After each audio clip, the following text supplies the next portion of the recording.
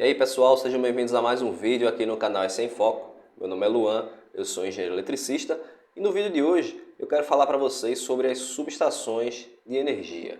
O que são as subestações? A gente está com um canal aqui há cerca de 3 anos e acho que a gente nunca fez um vídeo, né? Eu me dei conta disso. A gente nunca fez um vídeo exatamente falando sobre subestações, os tipos das subestações, as diferenças entre elas, aplicações e também oportunidades, né, acerca dessas subestações. Onde é que você encontra mais oportunidades, onde é que você consegue mais projetos. Então é isso que eu quero trazer nesse vídeo de hoje. Bom, então eu já quero começar o vídeo aqui com o slide do vídeo anterior, onde a gente falou sobre o sistema elétrico de potência. A gente falou sobre as etapas do sistema elétrico de potência, as partes do sistema elétrico de potência. E eu queria resgatar isso aqui novamente para a gente contextualizar e chegar nas subestações, né? E poder focar aqui no vídeo nas subestações, mas eu acho importante a gente trazer novamente isso aqui.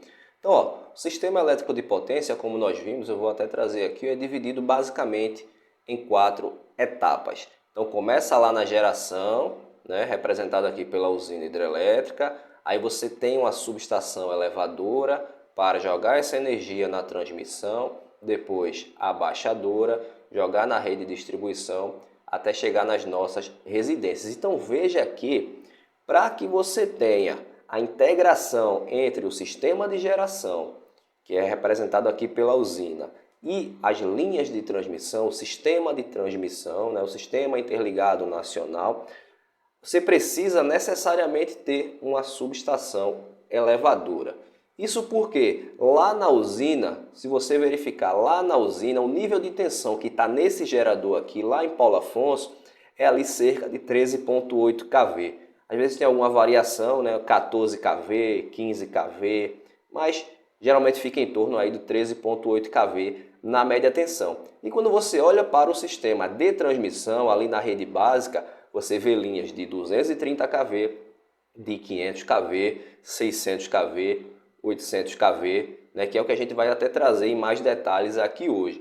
Como é que eu vou integrar um sistema 13,8 kV com um sistema de 500 kV?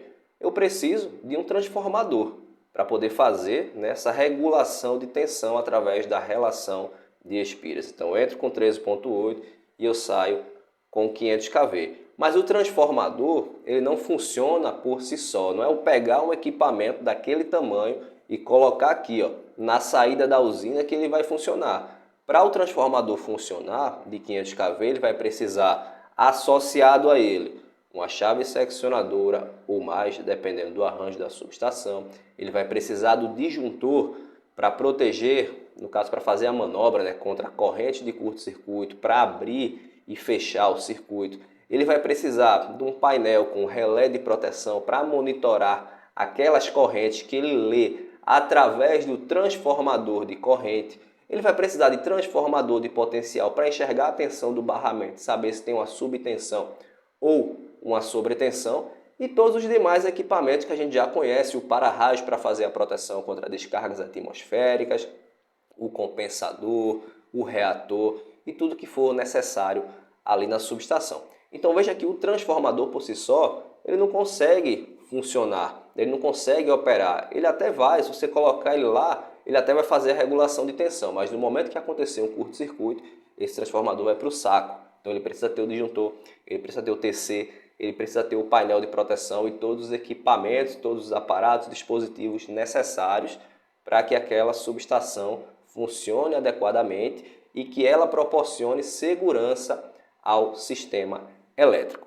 Então, da mesma forma que eu tenho uma subestação elevadora, com todos esses dispositivos que nós comentamos agora para fazer a transmissão, né? E aí lá na transmissão, elevando a tensão, eu tenho uma otimização da transmissão, porque eu tenho menos perdas, eu tenho menos queda de tensão, então o gerador ele consegue entregar uma tensão com qualidade de energia, que é muito importante, que é basicamente entregar aquela tensão com os níveis, tanto em módulo quanto em frequência ali aceitáveis, né? Dentro daquelas margens definidas pelo órgão regulador.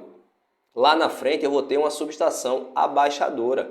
Novamente aí, da mesma forma que tem a subestação elevadora, eu vou ter uma abaixadora com todos os TCs, todos os disjuntores, chaves, para-raios e tudo que for necessário para garantir o funcionamento daquela subestação e para que a distribuidora lá, a Neoenergia, a Equatorial, a Energisa, a CEMIG, a Copel consiga pegar essa energia e ir distribuindo nas redes até chegar às nossas residências. E lá na rede de distribuição eu vou ter também subestações menores, né? Subestações basicamente vai ser um poste, é o que a gente chama de subestação simplificada, mas que vai também regular essa tensão para que os consumidores em baixa tensão, no caso nós, aqui consumidores de pequeno porte, consigam usar aí essa energia. Então veja aqui, para o sistema elétrico de potência funcionar da forma que ele funciona, né, com corrente alternada, integrando sistemas com diferentes tensões,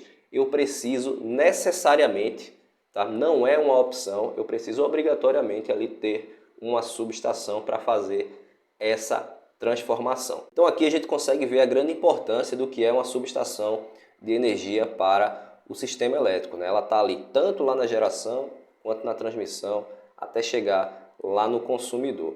E agora falando um pouco mais de conceito, né, do que é uma subestação, se você buscar aí na internet, se você buscar em livros, você vai encontrar diferentes conceitos sobre o que é uma subestação.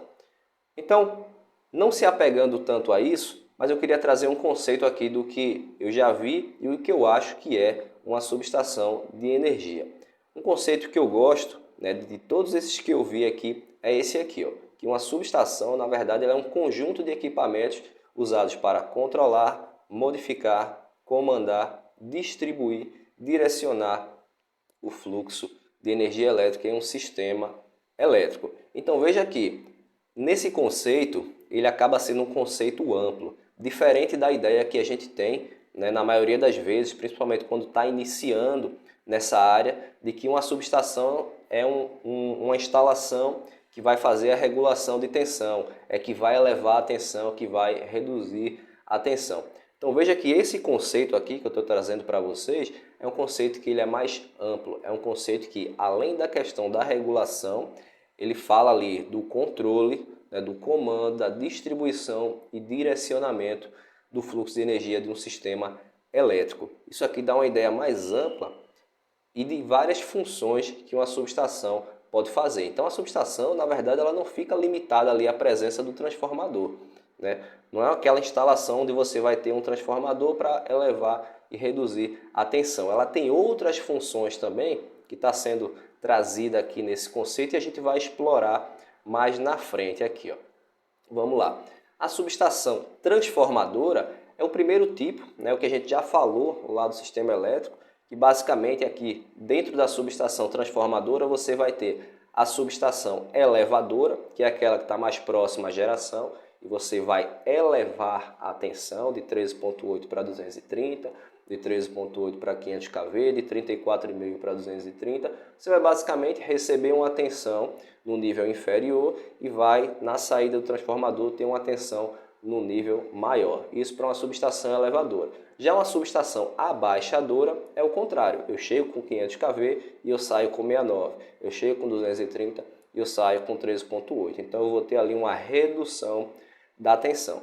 Então a subestação transformadora, ela se aproxima daquilo que é a ideia mais geral em relação à subestação, nessa regulação de tensão.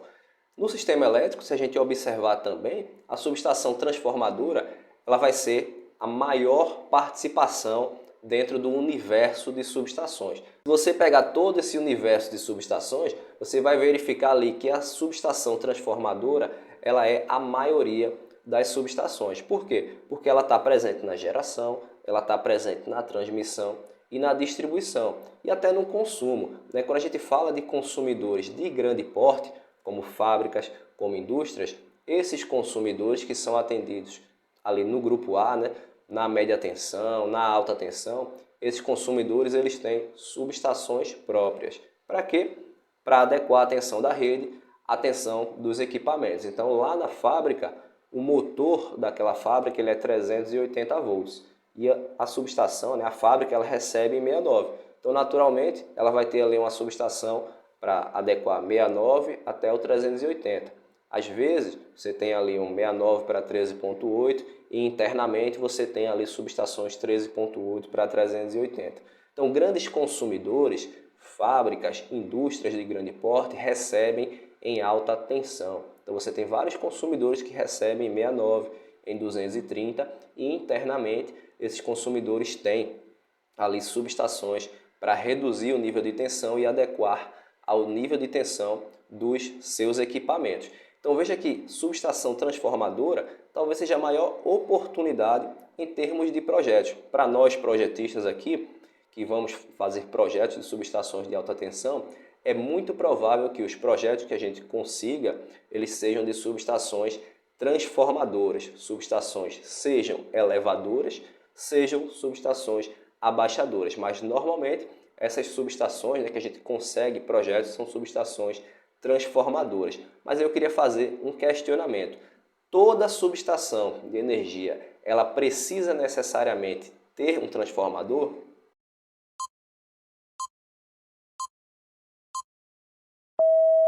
Então vamos lá, já respondendo aqui, ó, existem subestações chamadas subestações de seccionamento, né? SE seccionamento.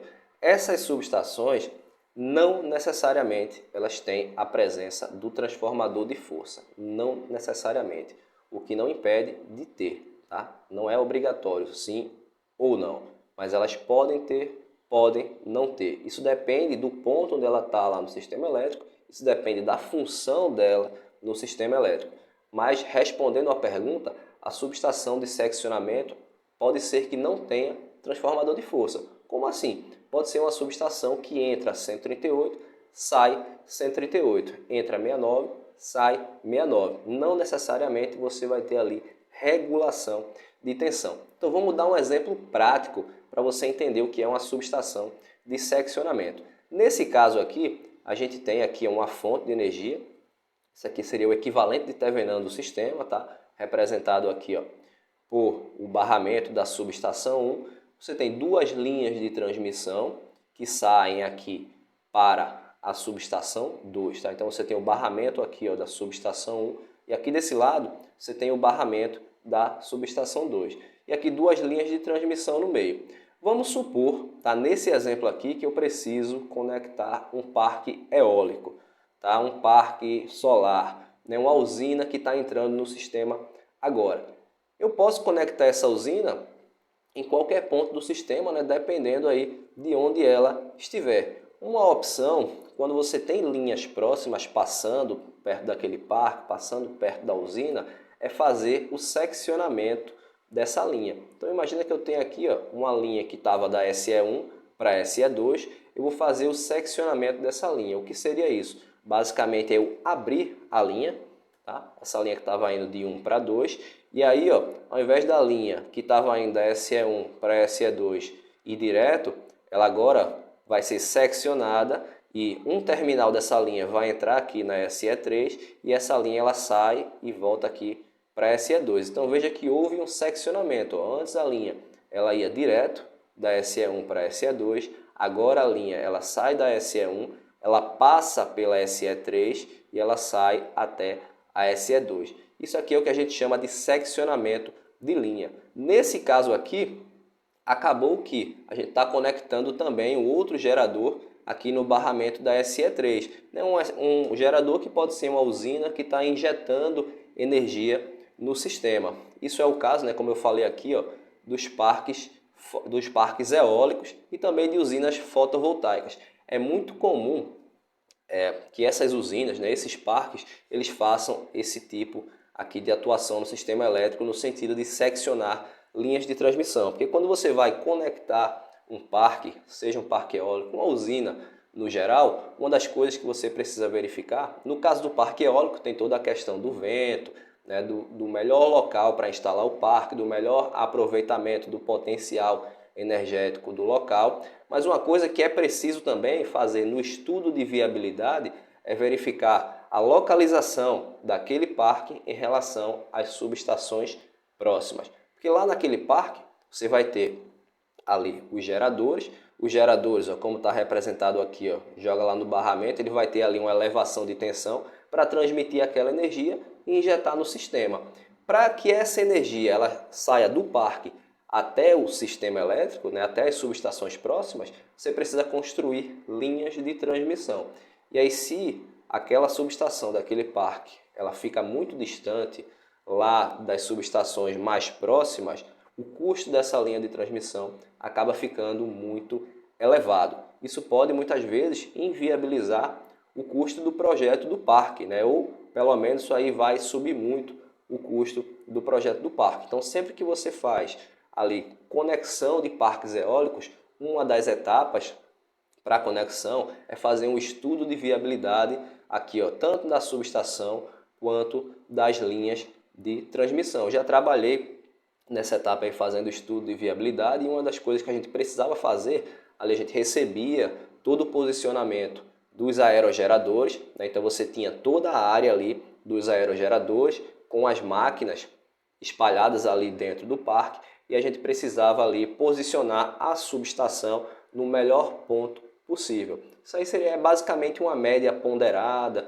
né? Tem algumas análises também que a gente precisa fazer para otimizar a questão da coleta de energia e também da transmissão de energia dessa subestação para outra subestação, né? A subestação que o parque vai se conectar. Então esse custo dessa linha de transmissão ou dessas linhas, né, dependendo de quantas linhas forem necessárias, o custo da subestação, isso pode encarecer e até inviabilizar a construção do parque. Então isso aí precisa ser bem analisado. Nesse exemplo que eu trouxe aqui, essa subestação acaba sendo uma subestação SE3, acaba sendo uma subestação de seccionamento, porque ela está seccionando a linha que vai da SE1 para a SE2, mas ela também tem um transformador aqui que não está representado, mas ela também tem um transformador aqui, ó, para adequar essa energia dos aerogeradores à tensão do barramento. Então, nesse caso, eu tenho uma SE de seccionamento que tem a presença do transformador. Mas como a gente já falou, eu posso ter também subestações de seccionamento, onde essa subestação ela vai apenas seccionar essa linha, para que essa linha que antes ia da SE1 para a S2, ela vá para outras subestações. E aí eu vou entrar com 138, saio com 138. Eu entro com 69, saio com 69. E um outro tipo de subestação que a gente tem é a subestação conversora. Então hoje aqui, além da transformadora, né, que tem a presença do transformador necessariamente, eu tenho subestação de seccionamento, tenho também uma subestação conversora. E o que é a subestação conversora? Esse tipo de subestação é aquela que converte energia CA em CC e vice-versa. Isso acontece muito por conta das subestações, né, usinas que têm transmissão em corrente contínua. A transmissão em corrente contínua ela é usada na maioria das vezes em subestações onde você tem uma distância muito grande, né? Já tem vários estudos aí que mostram que normalmente a transmissão em corrente contínua ela passa a ser viável a partir de 1000 km de distância. Então, quando você tem uma subestação num ponto e você tem uma outra, né, que vai receber energia com 1000 km, 1200 km, 1500 km, é viável ali de você analisar, né, a aplicação da transmissão em corrente contínua. Mas se toda a geração ela é feita em CA, né, nós temos geradores lá em Paulo Afonso, lá em Furnas, que geram em 13,8 kV CA. Né? Para que essa energia CA ela seja transmitida em corrente contínua, a gente precisa ali de estações, né, subestações conversoras. Basicamente você vai ter ali a regulação de tensão do transformador conversor e você vai ter ali um conversor CACC. Para que essa tensão que veio aqui do gerador, ela seja convertida em energia contínua, né, energia CC. E aí você vai ter linha de transmissão CC ponto a ponto, ali saindo da subestação A até a subestação B. E lá no outro terminal, você vai pegar essa energia que veio em corrente contínua e você vai fazer a inversão, né, CC-CA. Então lá do outro lado você vai pegar a energia em corrente contínua, transformar em energia em corrente alternada, regular novamente a tensão dessa energia e aí você vai distribuir isso aqui no sistema. Então as subestações conversoras elas também estão presentes ali no sistema elétrico, acho que numa escala muito menor do que as subestações de corrente alternada, né? Subestações que têm linhas e transformadores de corrente alternada. Inclusive, uma pergunta que eu recebo normalmente, né, toda semana, eu abro uma caixinha de perguntas aí, estou respondendo sempre perguntas, tirando dúvidas. Uma pergunta que eu recebo, eventualmente, é se a transmissão em corrente contínua é uma tendência. Vamos lá. A transmissão em corrente contínua é uma coisa que ela não é nova. Pelo menos não é uma coisa que ela surgiu nos últimos 5 anos, nos últimos 10 anos. A transmissão em corrente contínua é uma coisa que já tem vários anos no mercado, mas que ainda hoje, né, o que se fala muito sobre isso é que esse tipo de transmissão, como eu falei, precisa ter uma distância muito grande, né, da subestação A para a subestação B, uma distância ali de pelo menos 1.000 quilômetros, para que ela comece a se tornar viável, né? Para que o custo ali com a transmissão em corrente contínua ela comece a compensar em relação à corrente alternada. Então essas subestações acabam ficando, essa transmissão, né, esse tipo de transmissão, as linhas em corrente contínua, elas acabam ficando ali muito restritas. Isso faz com que o número de transmissão, né, de linhas de transmissão em corrente contínua seja muito menor. E se você olhar, né, eu até busquei um dado em relação a isso, até para trazer aqui e falar com mais propriedade. Eu trouxe esse dado aqui, é um dado extraído lá da base do ONS, né? A fonte aqui é 2019, com a previsão até 2024, que é o cenário que nós temos hoje, né? A gente está em 2024, então basicamente aqui, de acordo com essa previsão que foi feita aqui em 2019, a gente pode ver que a participação da corrente contínua na malha de transmissão e o que está previsto aqui, ó, a participação dela acaba sendo muito inferior, né? Se você somar aqui o que você tem em 800 kV em corrente contínua, que é o que está aqui, 600 kV em corrente contínua, isso vai dar um pouco mais de 10% de toda a malha de transmissão que você tem ali no sistema elétrico. Isso porque, como eu falei, a transmissão em corrente contínua acaba sendo ainda muito restrita, né, a esses casos onde você tem grandes distâncias. E sempre que você tem grandes distâncias na transmissão, isso acaba sendo um ponto de fragilidade, né, porque uma linha de transmissão ela está ao tempo, ela passa por vários locais e quanto maior a distância, né, ela acaba se tornando mais vulnerável. E se uma linha dessa de 800 kV ela sai, imagina só o impacto que isso pode causar. Então essa questão da confiabilidade da transmissão em corrente contínua, das grandes distâncias, na verdade, acaba sendo um ponto de fragilidade também para as linhas de corrente contínua. Se a gente observar aqui também nessa tabela, de 2019 até 2024, você vê que o cenário aqui das linhas em operação não mudou. Da 2019 aqui de 600 kV para 2024 também, o cenário não mudou, tá? Então a gente não teve, no caso aqui, novas linhas de transmissão entrando no sistema. 750 kV aqui, CA também não mudou, mas se você observar aqui as linhas de 500 kV, ó, aqui aumentou bastante, saiu de 51.000 quilômetros para quase 75.000 quilômetros. A de 440 kV também aumentou, a de 345, a de 230 também. Acho que 230 e 500 kV foi o maior aumento aqui percentual e também são as linhas que têm a maior participação.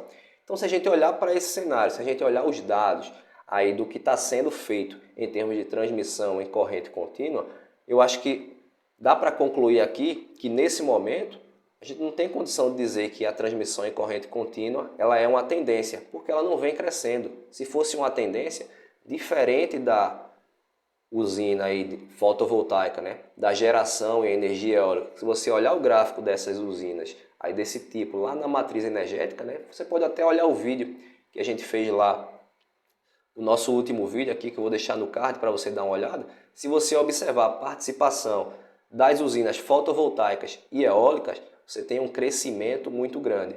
Já se você observar aqui nos últimos 5 anos, isso aqui está estagnado, a transmissão em corrente contínua. Então acho que não dá para dizer que é uma tendência, mas também a gente não pode nunca descartar como uma opção, até porque o que se espera é que seja otimizado, né, a transmissão em corrente contínua, que esse custo ele comece a baixar ao longo do tempo e que se possa ser utilizado em mais casos, né, em mais situações.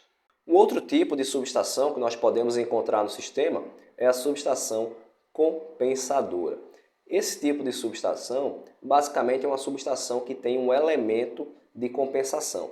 E aí eu estou falando de reatores, estou falando de bancos de capacitores, estou falando de compensadores estáticos, compensadores síncronos, elementos que podem fazer a regulação de tensão no sistema através da compensação do reativo.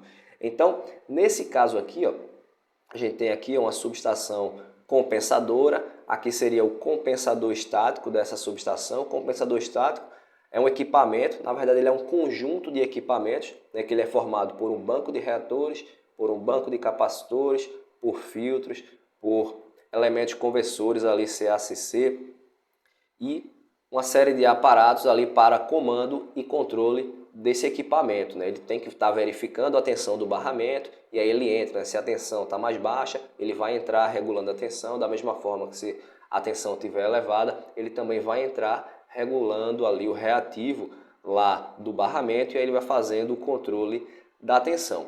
Então, a subestação compensadora, ela acaba sendo uma subestação naturalmente com menos presença, né, em relação à subestação transformadora, mas a sua importância para o sistema elétrico acaba que é muito grande. Esse tipo de subestação, né, de compensação, é a subestação que vai garantir a qualidade de energia. Então, lá atrás, perto da geração, a minha subestação transformadora, ela pegou a tensão e ela jogou lá em cima para que eu consiga fazer a transmissão.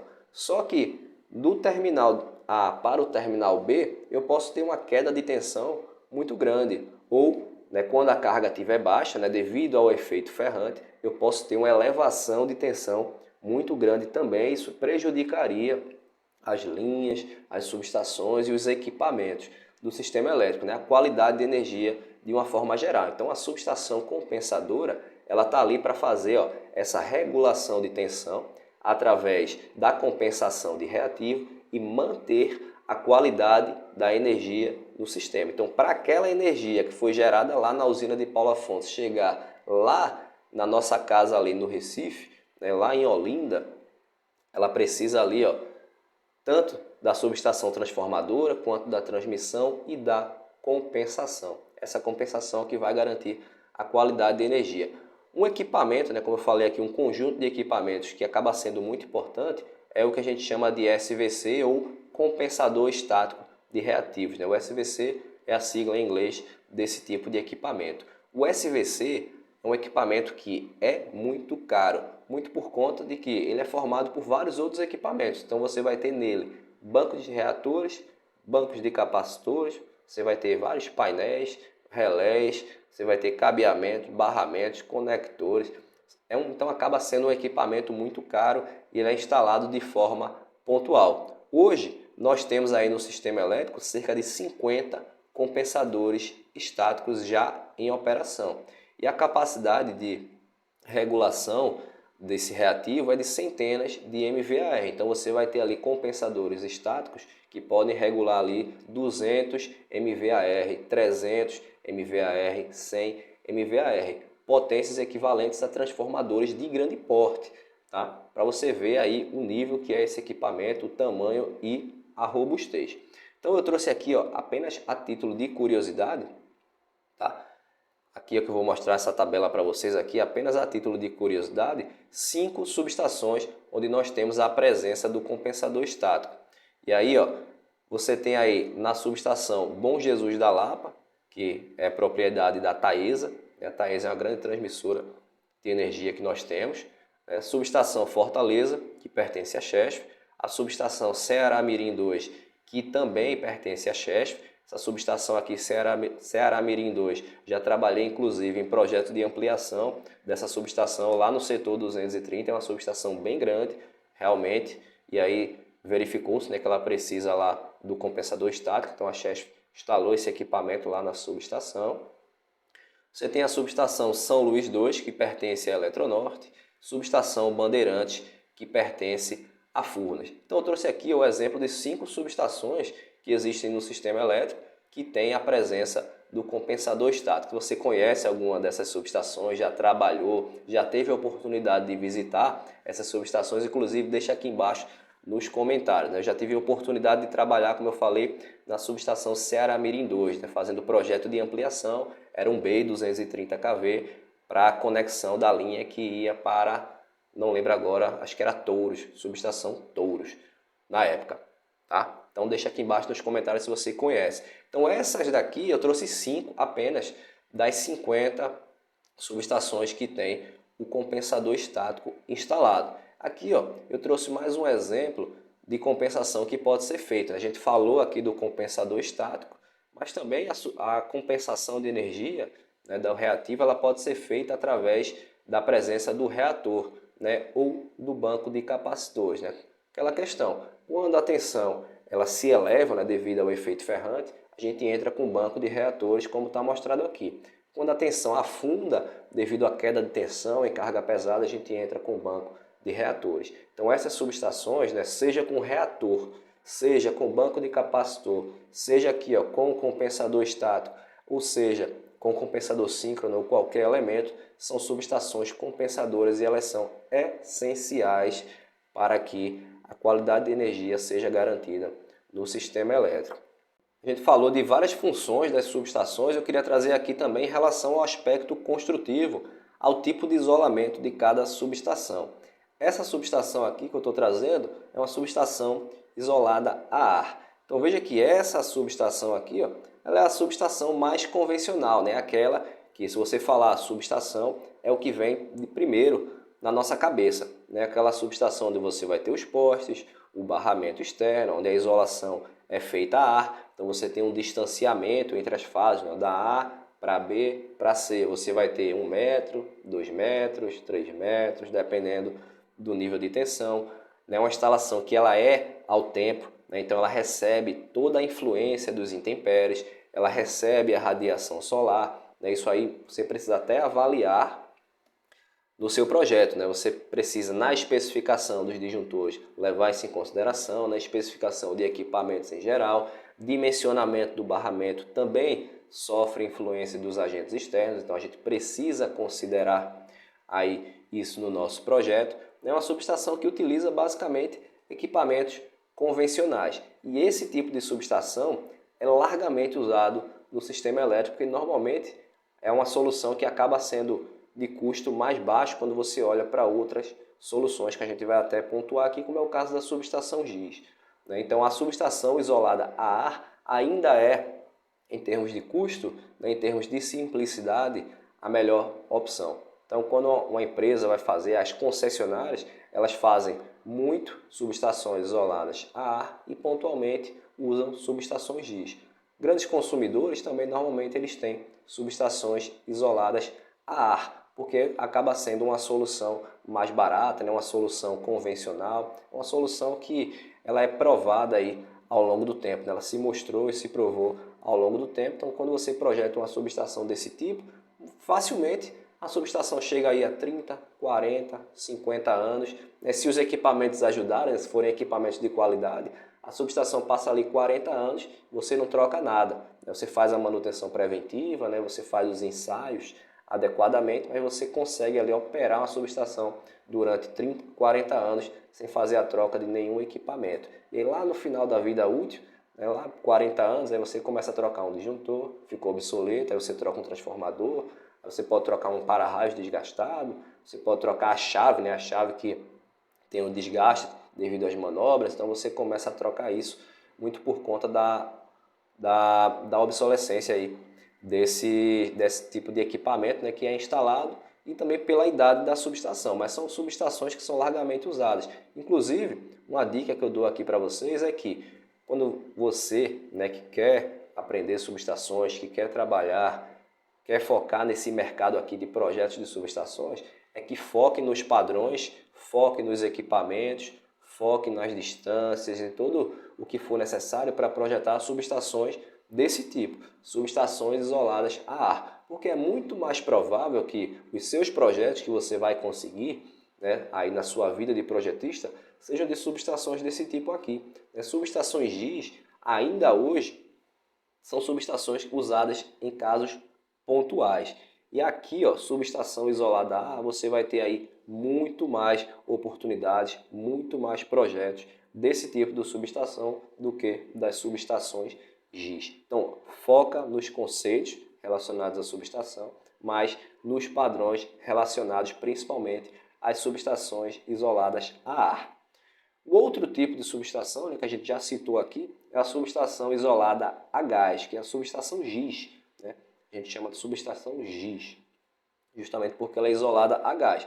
Então essa subestação ela é basicamente encapsulada, aqui ó, todos os barramentos eles ficam aqui dentro dessas tubulações, os equipamentos, tudo vai ficar aqui dentro, né? Toda essa parte de alta tensão, que a gente normalmente está lá no pátio, né, da subestação convencional, ela fica aqui dentro dessas tubulações e aqui você tem SF6, que é um gás, né, de alta rigidez dielétrica, ele está pressurizado, então a rigidez dielétrica dele vai lá para cima, ele tem alta capacidade de isolamento, então por conta disso os barramentos eles conseguem ficar muito próximos, os equipamentos ficam muito próximos um do outro, né, diferentemente da subestação isolada a ar, onde você precisa garantir uma distância de segurança mínima para tudo, né? Fase e fase terra. Mas esse tipo de subestação acaba sendo uma subestação ainda hoje, né, apesar de não ser uma tecnologia nova, que ela tem alto custo. Apesar de ter alta confiabilidade, ela tem um custo muito elevado. Né? Pelo menos aí, muitas vezes, chega a 2 vezes o custo de uma subestação convencional. Então, quando é que ela é aplicada? Muitas vezes ela é aplicada em ambientes muito agressivos, né, porque você encapsula tudo, e aí você consegue proteger dos agentes externos, ou também quando você tem um terreno, né, que acaba sendo muito caro, né, um terreno de você não consegue ter grandes dimensões para projetar uma subestação convencional, né, que é até uma situação que a gente tem enfrentado cada vez mais, né, a dificuldade em adquirir novos terrenos de grandes dimensões e baixo custo. Então, nesse tipo de situação, a gente começa a avaliar a aplicação da subestação GIS, né? Só que esse tipo de subestação normalmente é uma subestação que ela é do tipo turnkey, né? Os contratos são turnkey. Então você fecha lá com o fornecedor, né? Com a Siemens da vida, você chega lá na Siemens, né? Você dá o seu diagrama unifilar, né? A sua área disponível e a Siemens, muitas vezes, eu estou citando a Siemens como um exemplo, né? Mas a ABB também faz e outros fornecedores fazem. Então você chega lá no fornecedor e você passa as suas necessidades, o cara te entrega o projeto da subestação, te entrega a documentação técnica e muitas vezes constrói também, porque eles constroem, eles comissionam, por ser uma tecnologia que é basicamente uma tecnologia deles, né? E aí normalmente eles fazem esse tipo de contrato, né? Onde o fornecedor ele entrega tudo, até o comissionamento. Depois que comissionou, ele entrega para o cliente, e aí o cliente passa a dar manutenção, que muitas vezes é uma manutenção também contratada do próprio fornecedor, já que é uma tecnologia diferente, onde normalmente as equipes de manutenção elas não têm expertise para mexer nesses equipamentos, né? Tem a questão da garantia também, então acaba sendo uma coisa que o cliente ele fica meio que preso ali ao fornecedor durante pelo menos aí alguns anos ou até quase que toda a vida útil lá da subestação. Então por isso que é uma coisa que é muito... precisa se avaliar se realmente a subestação GIS ela é a situação, né, a alternativa mais adequada. Aqui eu trouxe o exemplo de uma subestação ao tempo. A subestação ao tempo basicamente é uma subestação que ela está fora de um abrigo. É uma subestação que ela não é encapsulada, que ela é instalada ali no ambiente externo. Eu trouxe esse exemplo aqui, ó, como uma subestação simplificada, que é uma subestação basicamente até 300 kVA, que é aquela subestação para pequenos consumidores até 300 kVA, onde a proteção ela pode ser feita, né, a proteção primária pode ser feita através de chave fusível. Existem outras subestações também, né, dessa forma aqui ao tempo, que são acima de 300 kVA, que é essa que a gente mostrou, né, a grande maioria das subestações de alta tensão são subestações isoladas a ar, são subestações ao tempo.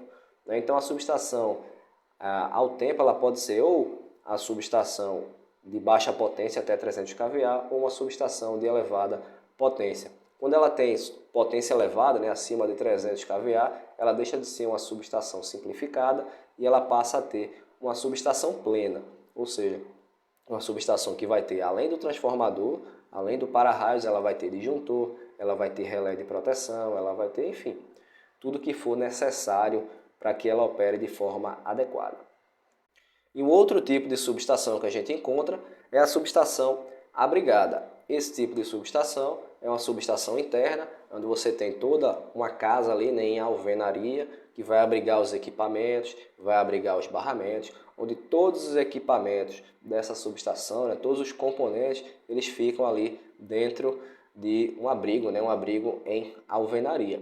Então a subestação abrigada, ela acaba sendo uma alternativa legal, porque ela não sofre tanto com agentes externos, né? Diferente da subestação convencional, onde todos os equipamentos eles vão levar sol, chuva, poeira e tudo que tiver ali naquele ambiente. Já a subestação abrigada, como ela fica ali confinada, né, dentro daquela alvenaria, então acaba que esse tipo de subestação ele fica mais protegido em relação ao ambiente.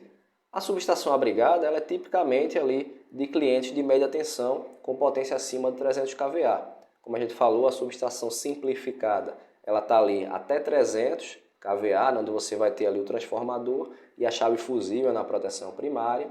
Já a subestação abrigada, você vai ter ali o disjuntor na entrada, né? Você vai ter as baias aqui, ó, dividindo aqui com as paredes corta-fogo, dividido aqui os transformadores, ó, aqui você vai ter o disjuntor na entrada e você vai ter um painel com relé de proteção para poder fazer a proteção da subestação, né? Então, a subestação que ela já está nesse conceito de subestação plena, onde você tem ali equipamentos, painéis de proteção, disjuntor na proteção primária e outros componentes aí. Então, a subestação ela é tipicamente de clientes de média tensão, o que não impede que esse tipo de subestação seja usada também na alta tensão. Existem subestações 69 kV que ela tem esse conceito de subestação abrigada. Existem subestações até 138 kV que eu tenha conhecimento que usam esse conceito aí de subestação abrigada. Mas a grande maioria está ali para os clientes de 13.8 e 34,5 kV. A título de curiosidade, eu trouxe aqui a diferença entre isoladores do meio externo para o meio interno. Aqui do lado esquerdo, a gente tem isoladores parecidos com esse aqui, né, que ficam em subestações abrigadas. São subestações que não sofrem tanto com agentes externos, então a distância de escoamento ela não precisa ser igual aos isoladores para um ambiente externo, como são aqui esses isoladores, onde você tem saias, grandes saias aqui. O outro isolador para ambiente interno é um isolador praticamente liso. Aí você pode ter isoladores lisos, como é o caso desse aqui, e você pode ter isoladores com pequenas distâncias de escoamento. Mas normalmente esses equipamentos eles têm distâncias menores, né, de escoamento em relação aos equipamentos aplicados em áreas externas. Então, pessoal, fiz esse vídeo aí falando das subestações, diferentes funções, diferentes aplicações e até de oportunidades onde você pode conseguir mais projetos de subestações. Queria deixar claro aqui que a subestação não necessariamente ela é caracterizada como uma subestação pela presença do transformador. Nós vimos os casos da subestação de seccionamento, onde pode ser uma subestação sem transformador de força. Então, a subestação ela não está associada à regulação de tensão necessariamente. Você vai ter transformação, você pode ter seccionamento, você pode ter compensação, conversão e diferentes tipos também de instalação, como a aérea, como a abrigada, como a isolação ao tempo, como a subestação X. Então são diferentes tipos de subestação, diferentes oportunidades de novos projetos. Eu gosto sempre de falar aqui, até porque vocês sempre me perguntam isso também, toda semana eu recebo essa pergunta de eu quero começar na área de subestações, por onde eu começo? E eu sempre dou a dica para vocês e falo mais uma vez aqui. Para iniciar na área de subestações, eu recomendo sempre que você comece pelo projeto, né? Você começa a trabalhar com projetos de subestações, porque é a menor barreira, é o menor custo, né? E você tem várias oportunidades também. É muito difícil para quem está começando já ter uma capacidade de investimento alto. Então vamos supor que você quer construir subestações, que você quer ali partir para a parte de obras, você quer trabalhar com obras.